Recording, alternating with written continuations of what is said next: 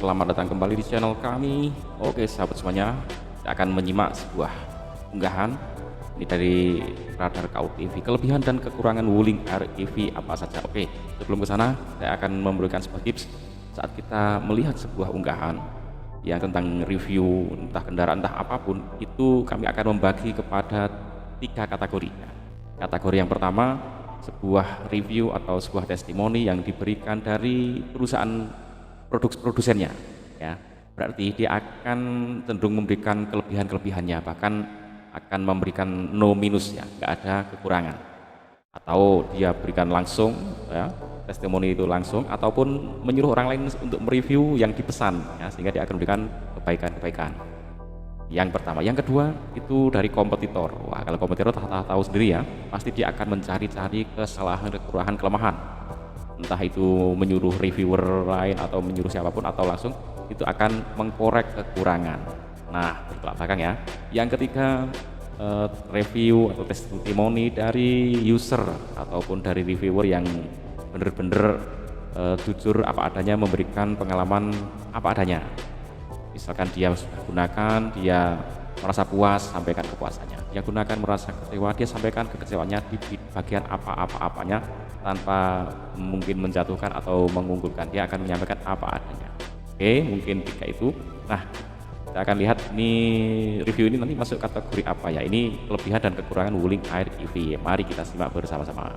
Kelebihan, adapun sejumlah poin yang menjadi kelebihan dari Wuling Air EV, yakni pertama, keyless entry. Seperti diketahui, Air EV sudah mengandalkan keyless entry, yang berarti pemilik mobil ini tidak lagi menggunakan kunci manual untuk masuk ke dalam mobilnya. Pemilik Air EV cukup mengantongi remote mobilnya di saku, kemudian memencet tombol hitam di gagang pintu, lalu tarik gagang pintunya. Kedua, hill hold control. Fitur hill hold control sangat berguna bagi pengguna yang sering melewati jalan tanjakan ataupun turunan.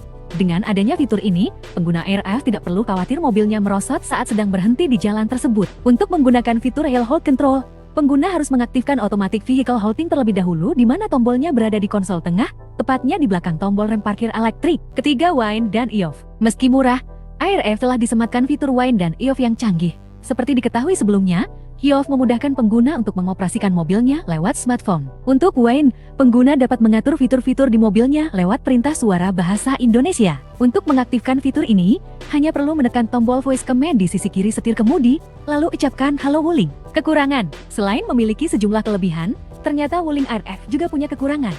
Pihak pengembang menyebut salah satu produk terbaiknya itu hanya memiliki satu kekurangan, yakni dimensi jok yang kecil, sehingga mungkin membuat pengendara dan penumpang kurang leluasa. Air EV diketahui memiliki dimensi jok depan yang terlalu kecil, sehingga paha pengguna tidak bisa ditopang dengan baik. Mungkin bagi yang punya postur tubuh di bawah 170 cm, tidak akan bermasalah saat duduk di jok kursi tersebut. Itulah tentang kelebihan dan kekurangan Wuling Air EV yang menjadi mobil listrik pertama di Indonesia.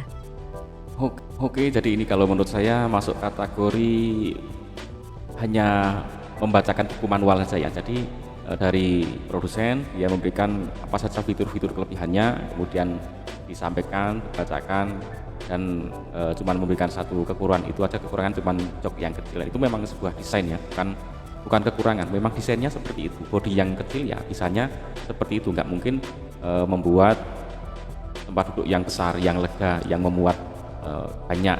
Jadi itu bukan kekurangan juga, ya, memang sesuatu yang dimaklumi, dipahami karena memang kendaraannya kecil.